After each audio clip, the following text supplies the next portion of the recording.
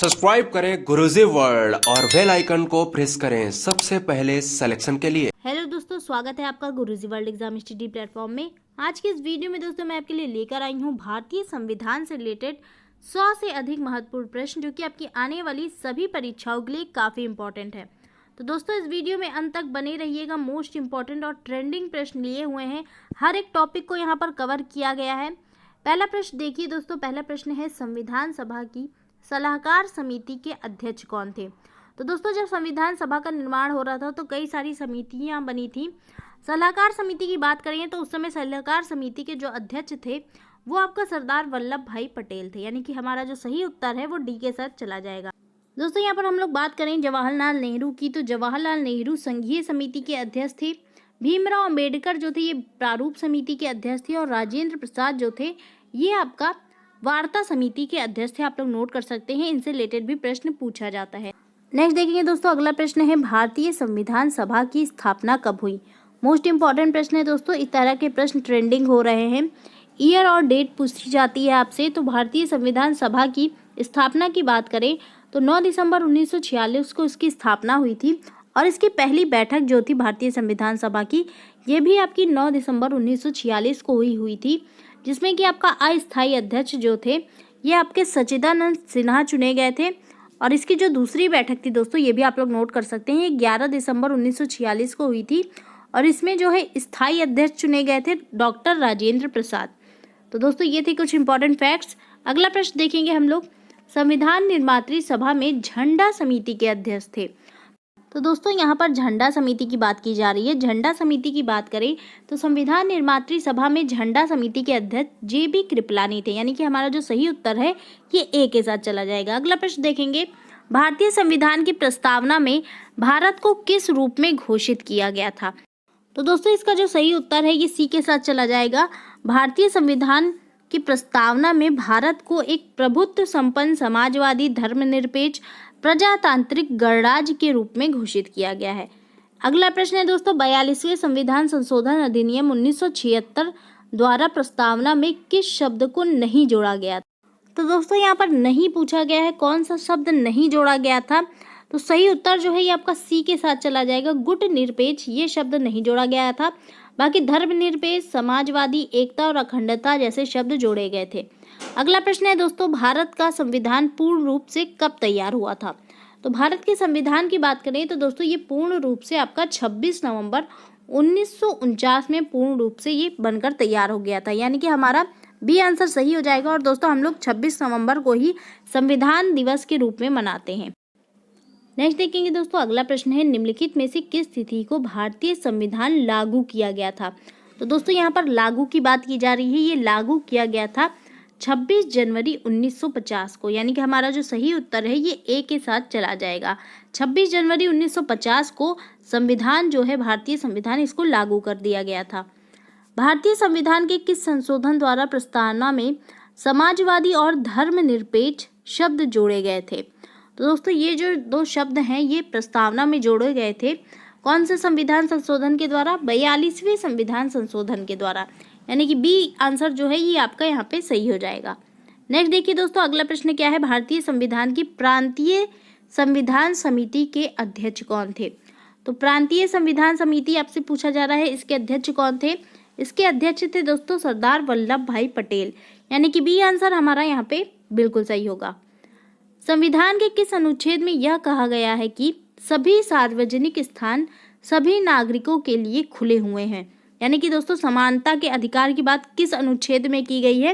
ये की गई है दोस्तों अनुच्छेद 15(2) में, अनुच्छेद 15 के भाग 2 में इसकी बात की गई है। तो दोस्तों हमारा जो सही उत्तर है ये ए के साथ चला जाएगा। अगला प्रश्न है, भारतीय संविधान का 52वां संशोधन किससे संबंधित है। 52वें संशोधन की बात करें तो दोस्तों ये संबंधित है आपका दल बदल से रिलेटेड है। राजनीतिक दल बदल के विरोधी प्रावधान इसमें दिए गए हैं, यानी कि डी आंसर आपका यहाँ पे सही हो जाएगा। देखेंगे दोस्तों अगला प्रश्न क्या है, राज्यपाल को हटाने के लिए राष्ट्रपति को किसकी सलाह की आवश्यकता पड़ती है। मोस्ट इंपॉर्टेंट प्रश्न है दोस्तों, राष्ट्रपति को किसकी सलाह की आवश्यकता पड़ती है राज्यपाल को हटाने के लिए।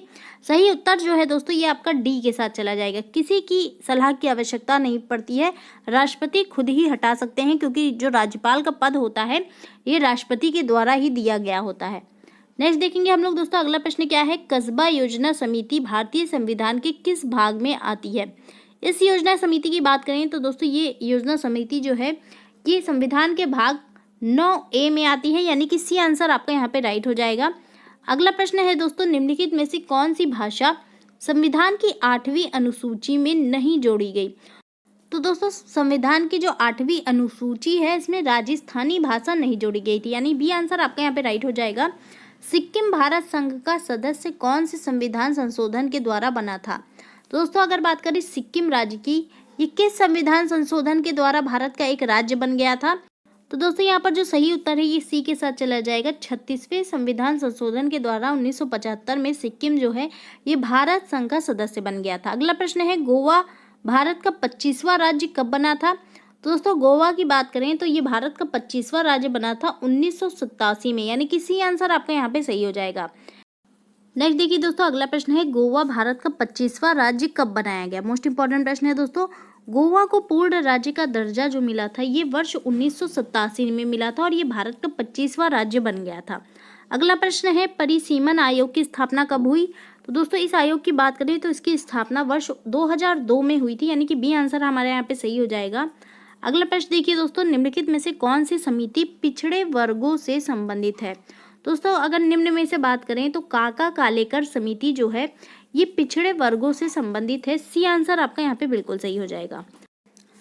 अगला प्रश्न देखिए दोस्तों, जब राष्ट्रपति और उपराष्ट्रपति अनुपस्थित होते हैं तो सर्वोच्च न्यायाधीश राष्ट्रपति के कार्यों को अपने हाथ में लेता है, ऐसा भारत में कितनी बार हुआ है।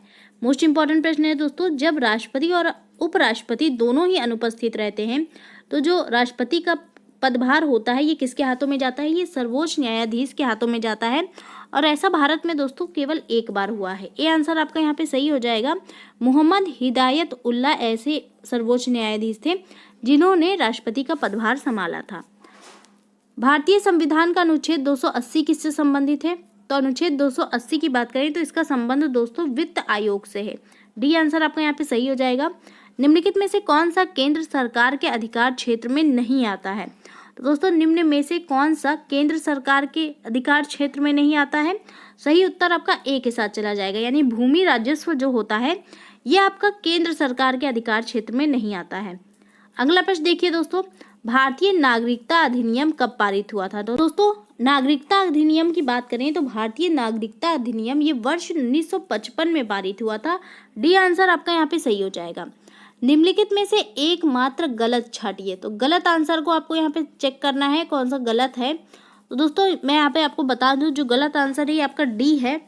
संविधान सभा का अंतिम सत्र 26 जनवरी 1950 को नहीं हुआ था, ये आपका 24 जनवरी 1950 को हुआ था। यानी दोस्तों हमारा जो आंसर है ये डी के साथ चला जाएगा। अगला प्रश्न है, घरेलू हिंसा से महिला संरक्षण अधिनियम कब पारित किया गया था। तो घरेलू हिंसा से महिला संरक्षण अधिनियम जो है ये वर्ष 2005 में पारित किया गया था।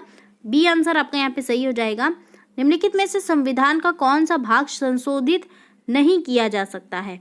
तो दोस्तों कौन सा भाग हम लोग नहीं संशोधित कर सकते हैं। सही उत्तर जो है आपका डी के साथ चला जाएगा, यानी न्यायिक समीक्षा को हम लोग संशोधित नहीं कर सकते हैं। अगला प्रश्न देखिए दोस्तों, मोस्ट इंपॉर्टेंट प्रश्न है, उपराष्ट्रपति को हटाने का प्रस्ताव किसमें पेश किया जाता है। तो दोस्तों अगर बात करें उपराष्ट्रपति को हटाने का प्रस्ताव की तो इसको पेश किया जाता है केवल राज्यसभा में, यानी बी आंसर आपका यहाँ पे सही हो जाएगा। भारत के संविधान सभा का गठन किस योजना के आधार पर हुआ था। ये मोस्ट इंपॉर्टेंट प्रश्न है दोस्तों। संविधान सभा का जो गठन हुआ था ये हुआ था कैबिनेट मिशन योजना के अंतर्गत, यानी कि डी आंसर हमारा यहाँ पे सही होगा। नेक्स्ट देखेंगे दोस्तों अगला प्रश्न क्या है, संविधान निर्मात्री सभा में उद्देश्य प्रस्ताव किसके द्वारा प्रस्तुत किया गया था।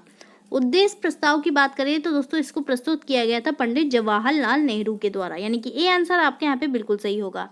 अगला प्रश्न है दोस्तों, संविधान संशोधन की प्रक्रिया का वर्णन किस अनुच्छेद में किया गया है। मोस्ट इंपॉर्टेंट प्रश्न है दोस्तों, संविधान संशोधन की प्रक्रिया का वर्णन जो है ये अनुच्छेद 368 में किया गया है, यानी कि बी आंसर आपका यहाँ पे सही होगा। संपत्ति का अधिकार से संबंधित संशोधन कौन सा है।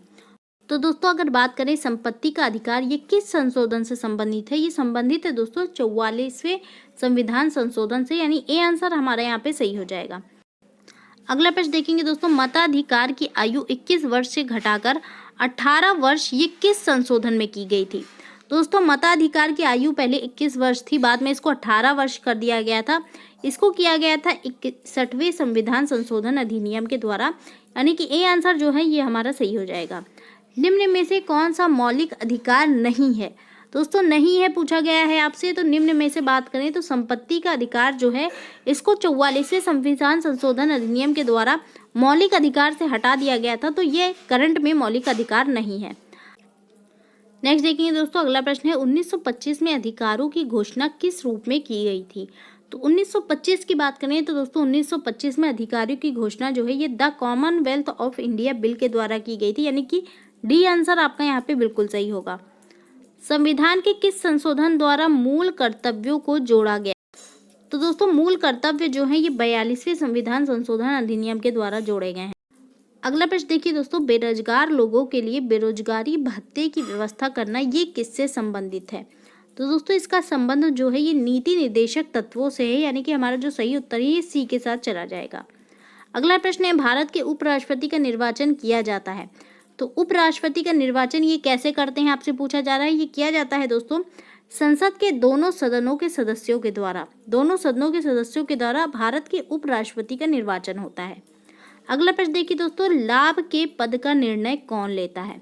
तो लाभ के पद की बात करें तो दोस्तों इसका निर्णय जो है ये राष्ट्रपति और राज्यपाल के द्वारा लिया जाता है, यानी कि ए आंसर आपके यहाँ पे सही हो जाएगा। भारत के पहले राष्ट्रपति के रूप में डॉक्टर राजेंद्र प्रसाद का चुनाव किसने किया था? तो दोस्तों डॉक्टर राजेंद्र प्रसाद का चुनाव भारत के पहले राष्ट्रपति के रूप में ये किया गया था संविधान सभा के द्वारा, यानी कि ए आंसर आपका यहाँ पे बिल्कुल सही हो जाएगा। नेक्स्ट देखेंगे दोस्तों, मोस्ट इंपॉर्टेंट प्रश्न है, लोकसभा तथा राज्यसभा की संयुक्त बैठक कब होती है? तो दोस्तों इनकी संयुक्त बैठक जो है संसद सत्र के शुरू होने पर होती है, यानी कि सी आंसर आपका यहाँ पे सही हो जाएगा। अगला प्रश्न देखिए दोस्तों, अगला प्रश्न है, पहली बार राष्ट्रपति शासन कब लागू किया गया? तो दोस्तों राष्ट्रपति शासन की बात करें तो इसका उल्लेख संविधान के अनुच्छेद 356 में है और ये पहली बार 20 जून 1951 में लागू किया गया था। अगला प्रश्न है, संविधान सभा के स्थायी अध्यक्ष कौन थे? तो स्थायी अध्यक्ष की बात करें तो दोस्तों डॉक्टर राजेंद्र प्रसाद जो थे ये संविधान सभा के स्थायी अध्यक्ष थे। राष्ट्रपति का महाभियोग निम्नलिखित में से किसके द्वारा चलाया जाता है? दोस्तों महाभियोग जो है ये राष्ट्रपति का ये संसद के द्वारा चलाया जाता है, यानी कि सी आंसर आपका यहाँ पे बिल्कुल सही हो जाएगा। अगला प्रश्न देखेंगे दोस्तों, अगला प्रश्न है, निम्नलिखित में से कौन सा अनुच्छेद राष्ट्रपति के कार्यकाल से संबंधित है? तो दोस्तों अनुच्छेद की बात करें तो राष्ट्रपति के कार्यकाल से निम्न में से अनुच्छेद 56 का संबंध है। नेक्स्ट देखिए दोस्तों, अगला प्रश्न है, किस वर्ष संविधान में अंतिम मौलिक कर्तव्य जोड़ा गया था? दोस्तों मौलिक कर्तव्य की बात करें तो कुल 11 मौलिक कर्तव्य हैं और अंतिम मौलिक कर्तव्य जो है ये वर्ष 2002 में जोड़ा गया था। 11वां मौलिक कर्तव्य जो है ये वर्ष 2002 में जोड़ा गया था, यानी डी आंसर आपका यहाँ पे सही हो जाएगा।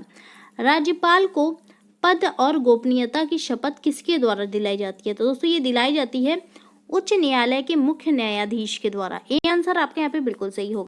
नेक्स्ट देखिए दोस्तों, अगला प्रश्न है, भारतीय संविधान में न्यायिक पुनरावलोकन का प्रावधान किस देश के संविधान से लिया गया है? दोस्तों न्यायिक पुनरावलोकन की बात करें तो उसको यूएसए के संविधान से लिया गया है। डी आंसर सही हो जाएगा। यदि राष्ट्रपति अपना त्यागपत्र देना चाहे तो वो अपना त्यागपत्र किन्हें देंगे?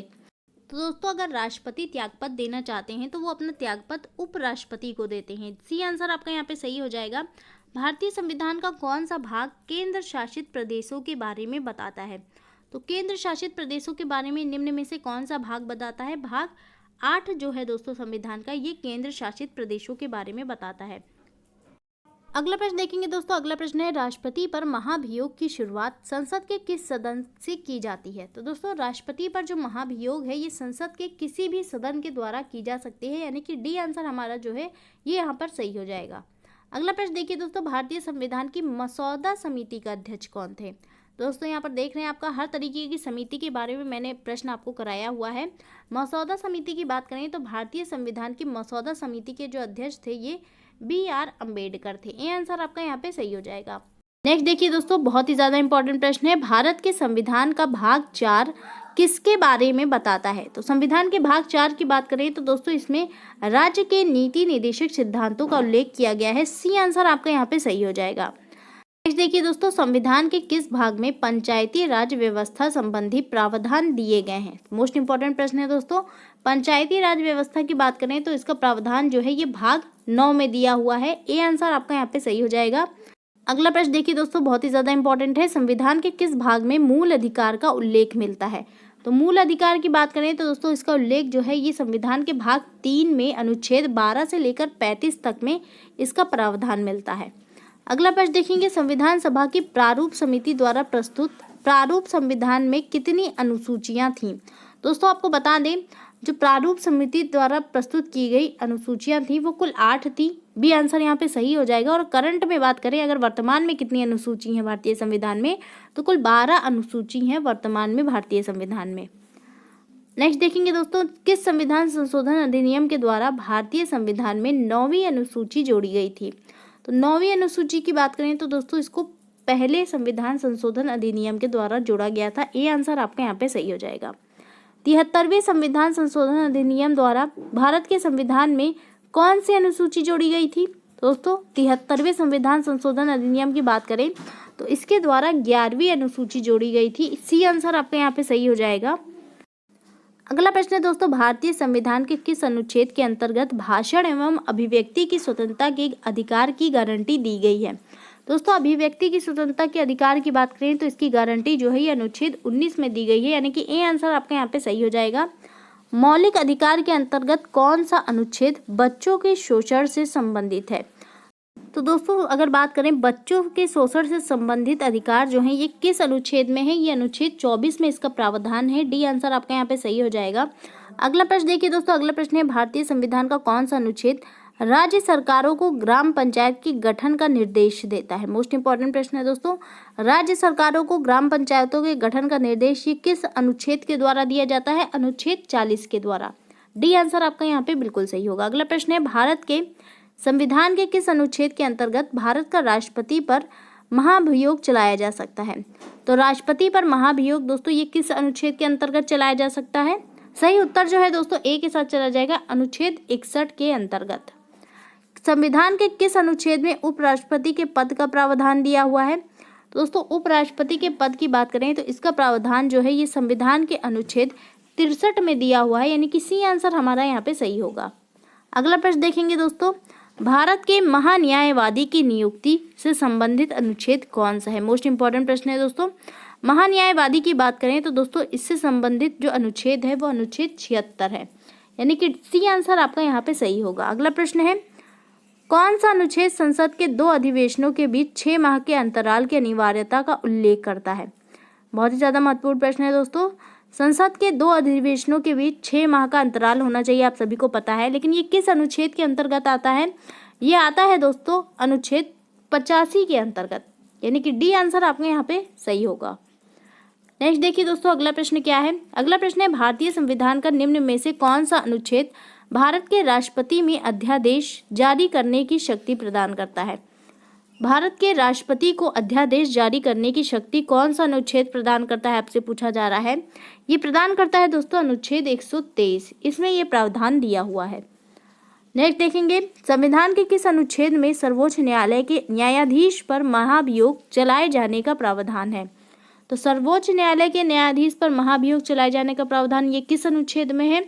इसका प्रावधान दोस्तों अनुच्छेद 124 में दिया हुआ है। अगला प्रश्न देखिए दोस्तों, अगला प्रश्न है, राष्ट्रपति सर्वोच्च न्यायालय से संविधान के किस अनुच्छेद के अंतर्गत परामर्श ले सकता है? दोस्तों राष्ट्रपति जो है ये सर्वोच्च न्यायालय से परामर्श ले सकता है। इसका उल्लेख ये किस संविधान के अनुच्छेद में है? तो दोस्तों इसका उल्लेख जो है ये अनुच्छेद 143 में है, यानी कि डी आंसर आपका यहाँ पे सही हो जाएगा। अगला प्रश्न देखिए दोस्तों, अगला प्रश्न है, अंतर्जातीय परिषद के गठन का प्रावधान संविधान के किस अनुच्छेद के अंतर्गत आता है? तो दोस्तों इस परिषद की बात करें तो इसके गठन का प्रावधान जो है ये अनुच्छेद 263 के अंतर्गत आता है, यानी कि सी आंसर आपका यहाँ पे सही होगा। नेक्स्ट है देखिए दोस्तों, आंध्र प्रदेश एक भाषाई राज्य के रूप में गठित किया गया था। तो दोस्तों भाषा के रूप में गठित होने वाला पहला राज्य कौन सा था? आंध्र प्रदेश था। ये कब गठित किया गया था आपसे पूछा जा रहा है। तो दोस्तों 1953 में इसका गठन हुआ था। बी आंसर आपका यहाँ पे सही होगा। नेक्स्ट देखेंगे, 500 से अधिक रजवाड़ों यानी कि देशी रियासतों के भारत में विलय होने के लिए कौन उत्तरदायी था? तो दोस्तों अगर बात करें 500 से अधिक देशी रियासतों को भारत में विलय करने का उत्तरदायी कौन था? तो दोस्तों ये थे सरदार वल्लभ भाई पटेल। सी आंसर आपका यहाँ पे सही हो जाएगा। नेक्स्ट देखेंगे दोस्तों, अगला प्रश्न है भाषाई आधार पर भारत में पहला राज्य कौन बनाया गया था। तो दोस्तों अभी मैंने आपको बताया भाषाई आधार पर पहला राज्य ये कौन सा बना था, आंध्र प्रदेश बना था। सी आंसर सही हो जाएगा आपका यहाँ पे। राज्य पुनर्गठन अधिनियम कब पारित हुआ था। तो दोस्तों राज्य पुनर्गठन अधिनियम की बात करें तो ये वर्ष 1956 में पारित हुआ था। सी आंसर आपका यहाँ पे सही होगा। अगला प्रश्न देखेंगे हम लोग दोस्तों, निम्नलिखित में से कौन सा केंद्र शासित प्रदेश नहीं है। तो केंद्र शासित प्रदेश निम्न में से कौन सा नहीं है, सही उत्तर जो है ये मिजोरम के साथ चला जाएगा। मिजोरम जो है ये भारत का एक राज्य है। नेक्स्ट देखेंगे दोस्तों, भारत में एकल नागरिकता की अवधारणा अपनाई गई है। तो एकल नागरिकता की बात करें तो दोस्तों इसकी अवधारणा जो है ये इंग्लैंड के संविधान से ली गई है, यानी कि ए आंसर आपका यहाँ पे सही हो जाएगा। अगला प्रश्न है, मौलिक अधिकारों के बारे में सुनवाई करने का अधिकार निम्न में से किसे प्रदान है। दोस्तों मौलिक अधिकारों के बारे में सुनवाई करने का अधिकार जो है ये सर्वोच्च न्यायालय को प्रदान किया गया है। अगला प्रश्न देखेंगे दोस्तों, स्वतंत्रता का अधिकार संविधान के किन अनुच्छेदों में वर्णित है। तो स्वतंत्रता के अधिकार की बात करेंगे, इनका वर्णन दोस्तों संविधान के अनुच्छेद 19 से 22 तक में है, यानी कि बी आंसर आपका यहाँ पे सही हो जाएगा। नेक्स्ट देखेंगे दोस्तों, अगला प्रश्न है, 14 वर्ष से कम आयु के बहुत से गरीब बच्चे पटाखे बनाने वाले कारखाने में काम करते हैं। इन कारखानों में बच्चों को काम देने से किस मौलिक अधिकार का उल्लंघन होता है। तो दोस्तों अगर 14 वर्ष से कम आयु के बच्चे किसी भी कारखाने में काम करते हैं तो इनके मौलिक अधिकार का उल्लंघन होता है। कौन से मौलिक अधिकार का बात करें तो शोषण के विरुद्ध अधिकार जो है ये आपका मौलिक अधिकार है, इसका उल्लंघन होता है। अगला प्रश्न है, धार्मिक स्वतंत्रता का अधिकार संविधान के किस अनुच्छेद में है। तो दोस्तों धार्मिक स्वतंत्रता की बात करें तो इसका अधिकार जो है संविधान के अनुच्छेद 25 से लेकर 28 तक में इसका वर्णन किया गया है। अगला प्रश्न देखिए दोस्तों, मोस्ट इंपॉर्टेंट है, संविधान के किस अनुच्छेद द्वारा सिखों द्वारा कृपाण धारण करना धार्मिक स्वतंत्रता का अंग माना गया है।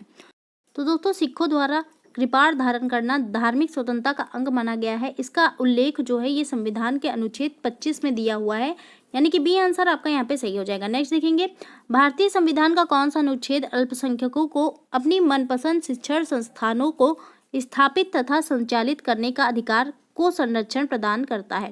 दोस्तों इसका उल्लेख जो है ये संविधान के अनुच्छेद 30 में दिया हुआ है। डी आंसर आपका यहाँ पे सही हो जाएगा।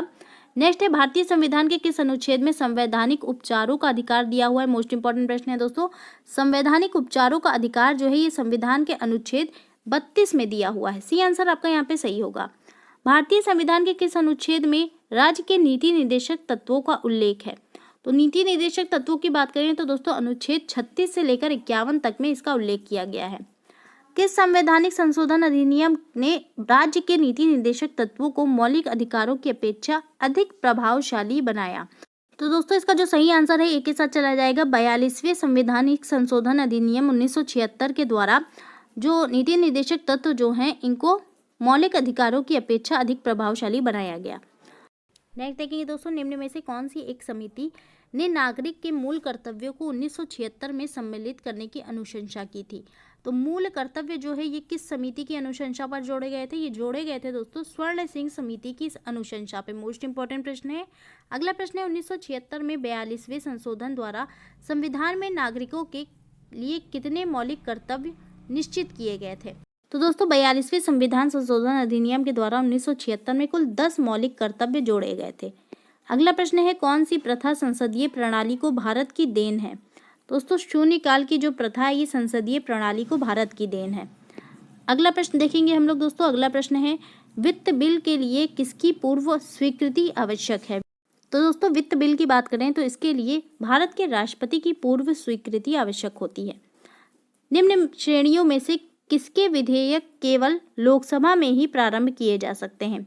तो कौन से विधेयक जो हैं वो केवल लोकसभा में ही प्रारंभ किए जा सकते हैं, आपसे पूछा जा रहा है। सही उत्तर दोस्तों हो जाएगा वित्त विधेयक। वित्त विधेयक को केवल लोकसभा में ही प्रारंभ किया जा सकता है। अविश्वास प्रस्ताव ये किस सदन में लाया जाता है। तो दोस्तों अविश्वास प्रस्ताव की बात करें तो ये आपका लोकसभा में लाया जाता है। ये आंसर सही हो जाएगा। ऐसे प्रथम प्रधानमंत्री जिनके विरुद्ध लोकसभा में अविश्वास प्रस्ताव लाया गया था। तो दोस्तों प्रथम प्रधानमंत्री कौन थे जिनके लिए अविश्वास प्रस्ताव लाया गया। ये थे दोस्तों जवाहरलाल नेहरू। ये आंसर आपका यहाँ पे सही हो जाएगा। राजनीतिक शब्दावली में शून्यकाल का अर्थ है। तो शून्यकाल का क्या अर्थ होता है आपसे पूछा जा रहा है। इसका अर्थ होता है दोस्तों प्रश्न उत्तर सत्र। डी आंसर आपका यहाँ पे सही होगा। स्वतंत्र भारत के प्रथम गृह मंत्री कौन थे? तो प्रथम गृह मंत्री की बात करें तो दोस्तों सरदार वल्लभ भाई पटेल जो थे ये स्वतंत्र भारत के पहले गृह मंत्री थे। नेक्स्ट देखिए दोस्तों, संसद की कितने प्रकार की समितियां होती हैं? संसद की समितियों की बात करें तो दोस्तों उपर्युक्त दोनों यानी कि स्थायी समिति और तदर्थ समिति, ये दोनों प्रकार की समिति संसद की समितियां होती हैं। अगला प्रश्न देखिए दोस्तों, मोस्ट इंपॉर्टेंट है, प्राक्कलन समिति में कितने सदस्य होते हैं? प्राक्कलन समिति की बात करें तो दोस्तों इसमें कुल 30 सदस्य होते हैं। नेक्स्ट देखेंगे दोस्तों, अगला प्रश्न क्या है, निम्नलिखित में से किस समिति में लोकसभा के 15 एवं राज्यसभा के 7 सदस्य होते हैं? तो निम्न में से अगर समिति की बात करें तो उपर्युक्त इन सभी समितियों में लोकसभा के 15 और राज्यसभा के 7 सदस्य होते हैं। अगला प्रश्न देखिए दोस्तों, अगला प्रश्न है, संयुक्त संसदीय समिति में कितने सदस्य होते हैं? दोस्तों इस समिति की बात करें तो इसमें कुल 45 सदस्य होते हैं। डी आंसर आपका यहाँ पे सही हो जाएगा। लोक लेखा समिति अपनी रिपोर्ट प्रस्तुत करती है, तो लोक लेखा समिति जो है अपनी रिपोर्ट जो है ये किसको प्रस्तुत करती है? ये प्रस्तुत करती है दोस्तों लोकसभा के अध्यक्ष को। बी आंसर आपका यहाँ पे सही हो जाएगा। अगला प्रश्न देखेंगे दोस्तों, सर्वोच्च न्यायालय में तदर्थ न्यायाधीशों की नियुक्ति किस देश की न्याय प्रणाली से प्रेरित है? तो न्यायाधीशों की नियुक्ति जो है ये सर्वोच्च न्यायालय में ये किस देश से ली गई है? ये ली गई है दोस्तों फ्रांस के संविधान से। डी आंसर आपका यहाँ पे सही हो जाएगा। अगला प्रश्न है दोस्तों, सर्वोच्च न्यायालय के प्रथम मुख्य न्यायाधीश कौन थे? मोस्ट इंपॉर्टेंट प्रश्न है दोस्तों। अगर बात करें प्रथम मुख्य न्यायाधीश सर्वोच्च न्यायालय के कौन थे, तो हीरा लाल जे कानिया यहाँ पर आपका सही आंसर होगा। नेक्स्ट देखेंगे, भारत में उच्च न्यायालय के प्रधान न्यायाधीश के पद पर आसीन सर्वप्रथम महिला न्यायाधीश कौन थी?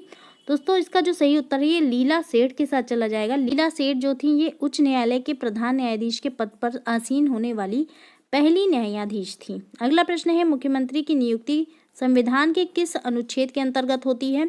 मुख्यमंत्री की बात करें तो दोस्तों इसकी नियुक्ति जो है अनुच्छेद 163 के अंतर्गत की जाती है। अगला प्रश्न है, विधान परिषद की गण पूर्ति यानी कोरम कुल सदस्य संख्या का कितना भाग होता है? तो गण पूर्ति के लिए दोस्तों कुल सदस्य संख्या का 1/10 भाग होना चाहिए। डी आंसर आपका यहाँ पे सही हो जाएगा। नेक्स्ट देखेंगे दोस्तों, राज्य विधान परिषद में राज्यपाल कितने सदस्यों को मनोनीत करता है? दोस्तों विधान परिषद में, राज्य की विधान परिषद में राज्यपाल कितने सदस्यों को मनोनीत कर सकता है? 1/6 को, यानी कुल सदस्य के 1/6 भाग को ये राज्यपाल मनोनीत कर सकता है। अगला प्रश्न है, निम्नलिखित में से किस आयोग या फिर समिति ने अंतरजातीय परिषद के गठन की सिफारिश की थी? सही उत्तर जो है दोस्तों ये आपका सरकारिया आयोग के साथ चला जाएगा। नेक्स्ट देखेंगे दोस्तों, भारत में पंचवर्षीय योजना बनाने की जिम्मेदारी किसकी होती है? तो पंचवर्षीय योजना की बात करें तो दोस्तों इसकी जिम्मेदारी जो है ये योजना आयोग की होती है। नेक्स्ट है, वित्त आयोग के अध्यक्ष की नियुक्ति कौन करता है? दोस्तों वित्त आयोग के अध्यक्ष की बात करें तो इसकी नियुक्ति की जाती है राष्ट्रपति के द्वारा। ये आंसर आपका यहाँ पे सही हो जाएगा। वित्त आयोग में अध्यक्ष के अतिरिक्त कितने सदस्यों की व्यवस्था होती है? तो वित्त आयोग में दोस्तों अध्यक्ष के अतिरिक्त कुल 4 सदस्य और होते हैं, यानी कि बी आंसर आपका यहाँ पे सही होगा। केंद्र और राज्य के बीच धन के बंटवारे के संबंध में कौन राय देता है? दोस्तों धन के बंटवारे की बात करें तो केंद्र और राज्य के बीच इसकी राय जो है ये वित्त आयोग के द्वारा दी जाती है, यानी कि डी आंसर आपका यहाँ पे सही हो जाएगा। अगला प्रश्न है, अखिल भारतीय सेवाओं का सृजन कौन कर सकता है? दोस्तों अखिल भारतीय सेवाओं की बात करें तो इसका सृजन जो है ये 2/3 बहुमत से राज्यसभा कर सकते हैं, यानी कि सी आंसर आपका यहाँ पे सही हो जाएगा। अगला प्रश्न देखिए दोस्तों, अगला प्रश्न काफी महत्वपूर्ण है, राष्ट्रीय आपातकाल की उद्घोषणा को संसद के समक्ष उसकी स्वीकृति हेतु रखा जाना आवश्यक है। कितने दिन तक रखा जाना आवश्यक है दोस्तों? आपसे पूछा जा रहा है 1 माह के अंदर। 1 माह के अंदर उसकी स्वीकृति हो जानी चाहिए। ये आंसर आपका यहाँ पे सही हो जाएगा। कोई विधेयक धन विधेयक है या नहीं, इसका निर्णय कौन लेता है? तो दोस्तों इसका निर्णय जो है ये लोकसभा अध्यक्ष के द्वारा लिया जाता है, यानी कि बी आंसर आपका यहाँ पे सही होगा। देखिए दोस्तों मोस्ट इंपॉर्टेंट प्रश्न है और आज का आखिरी प्रश्न है, राज्य का उच्चतम विधि अधिकारी निम्नलिखित में से कौन होता है? तो दोस्तों राज्य के उच्चतम विधि अधिकारी की बात करें तो एडवोकेट जनरल जो होते हैं राज्य के उच्चतम विधि अधिकारी होते हैं, इनको महाधिवक्ता भी कहा जाता है। बी आंसर सही हो जाएगा। ये थे दोस्तों आज के कुछ महत्वपूर्ण प्रश्न। उम्मीद करती हूँ आपको पसंद आए होंगे। इसको ज़्यादा से ज़्यादा आप लोग लाइक करें, शेयर करें, हमारे चैनल को सब्सक्राइब करें। धन्यवाद।